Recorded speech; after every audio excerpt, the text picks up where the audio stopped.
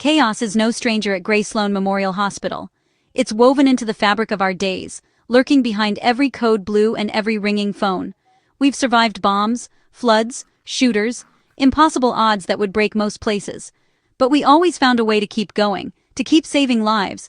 But on that day, chaos didn't just visit. It tore the hospital apart, leaving scars that would last forever.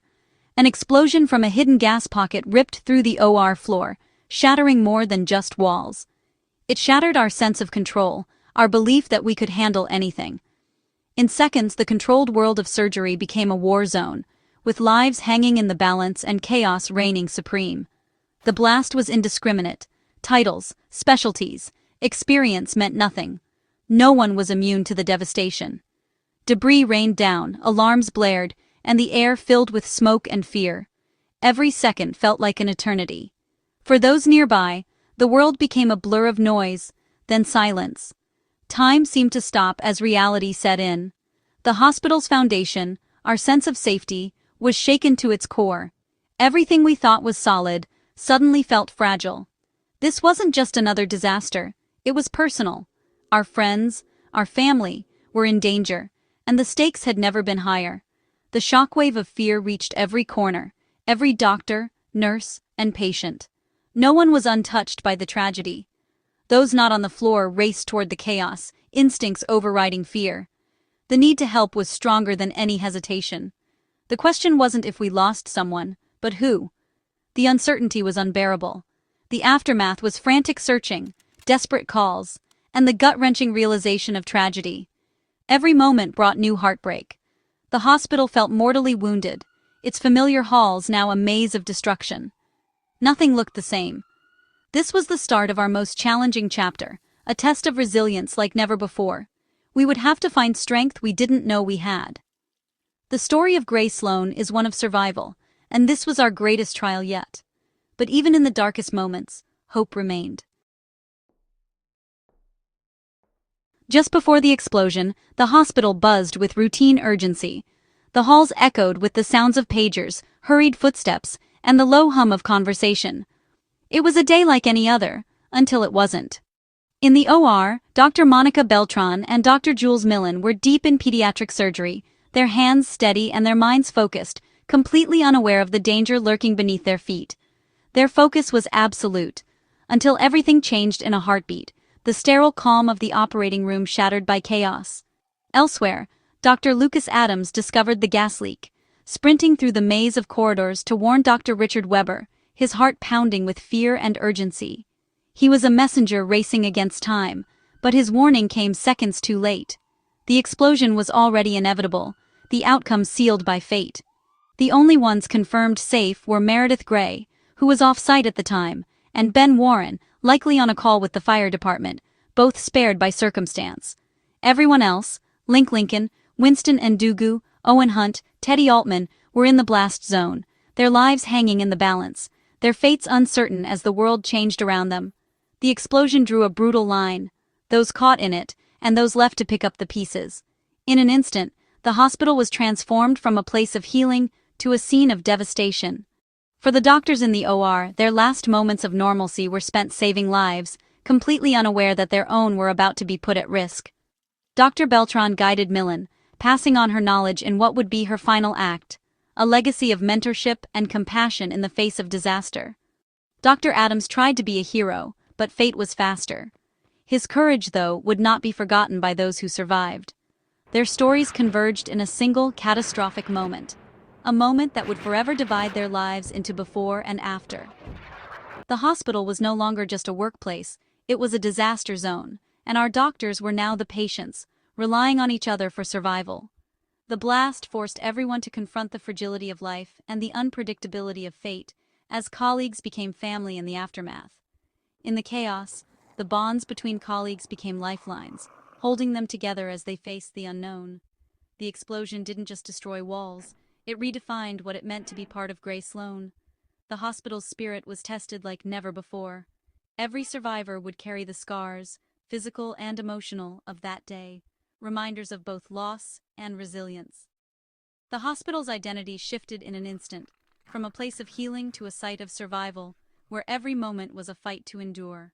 The tragedy set the stage for new alliances, new rivalries, and new stories, each shaped by the trauma they shared. In the aftermath, nothing would ever be the same. The echoes of that day would linger in every hallway, every memory. Grey Sloan Memorial was forever changed, its legacy rewritten in the wake of tragedy and the courage of those who endured. Silence fell over the ruined OR, the air thick with dust and the echoes of chaos. The once bright lights flickered, casting long shadows across the devastation.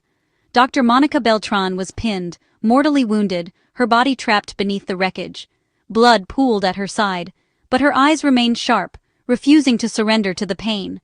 Dr. Jules Millin, injured but alive, looked to her mentor for guidance, desperation and fear etched across her face.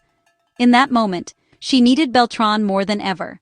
Even as she lay dying, Beltran's focus was on her patient. Her hands trembled, but her mind was clear, determined to save a life even as hers slipped away. With her last breaths, she coached Millin through the final steps of surgery, her words a lifeline in the storm. Every instruction was a gift, a final act of teaching. Her voice, though weak, was steady, a lifeline in the chaos. Each word carried the weight of experience and the hope that her legacy would endure. Millin, trembling, followed every instruction, saving the child as Beltran slipped away.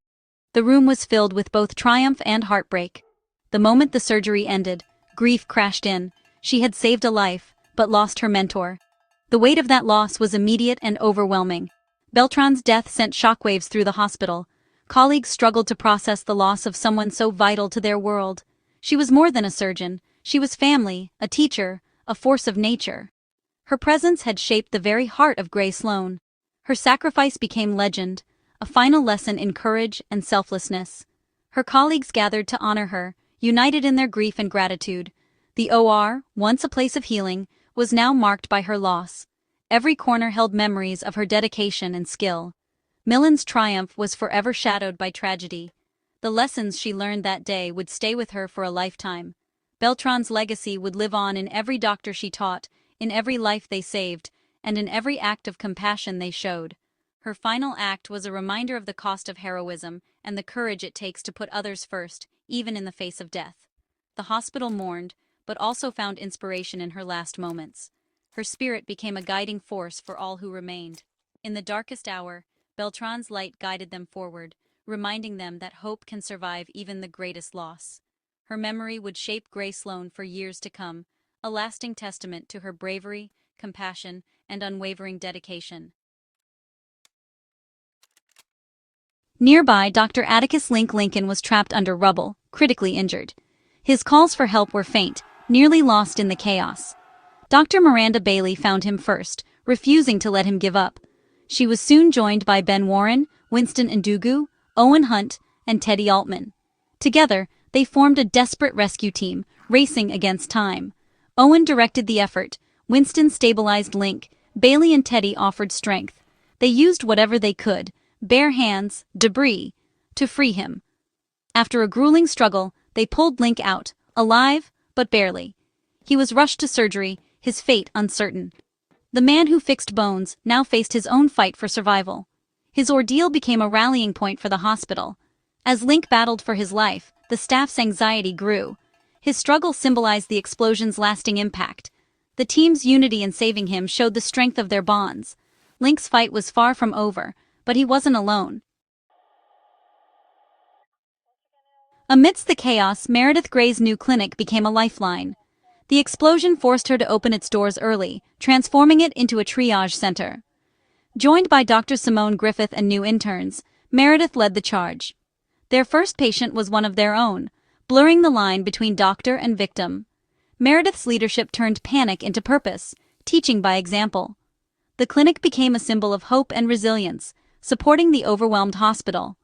Even away from the OR, Meredith found new ways to heal and lead. Her clinic was a sanctuary, a reminder that care endures, even in crisis. Dr. Monica Beltran's death devastated Dr. Amelia Shepard. Monica was more than a colleague. She was Amelia's partner, her anchor. The loss shattered Amelia, leaving her adrift in grief. Friends tried to reach her, but the pain was too raw. For Amelia, this loss reopened old wounds echoing past traumas. The hospital became a painful reminder of what she'd lost. Her journey through sorrow would test her strength and the support of her chosen family. Amelia's grief mirrored the hospital's collective pain, a personal story within a shared tragedy. In tragedy, unexpected bonds form. Dr. Jules Millin, haunted by Beltran's death, found solace in Dr. Winston George.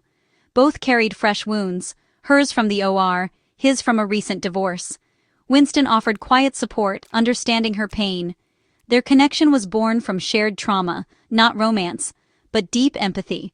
Together, they navigated the darkness, finding comfort in each other's presence. Their bond hinted at new beginnings, showing that healing often starts with connection. In the aftermath, these small moments of support became lifelines. As Grey Sloan reeled, Dr. Maggie Pierce returned. Hearing of the explosion and Amelia's grief, she came home to support her sister. Maggie's presence offered unique comfort, family who understood loss. Her return complicated things for Winston, now connecting with Jules. Old wounds resurfaced, but so did the strength of chosen family. Maggie's homecoming was a reminder. In crisis, the people you love show up. Grey Sloan's history and heart were never more evident. The explosion marked both an end and a beginning for Grey Sloan Memorial. The hospital, physically and emotionally scarred, began the slow process of rebuilding. Doctors adapted to new challenges, surgical rotations amid construction, healing while still hurting. The loss of Dr. Beltran and Link's uncertain fate weighed heavily. Yet, the staff showed up, treated patients, and leaned on each other. Meredith's clinic pointed to a new direction, community care alongside high-stakes surgery. New interns, shaped by crisis, would carry the hospital's legacy forward. Relationships shifted, new bonds formed, and hope persisted.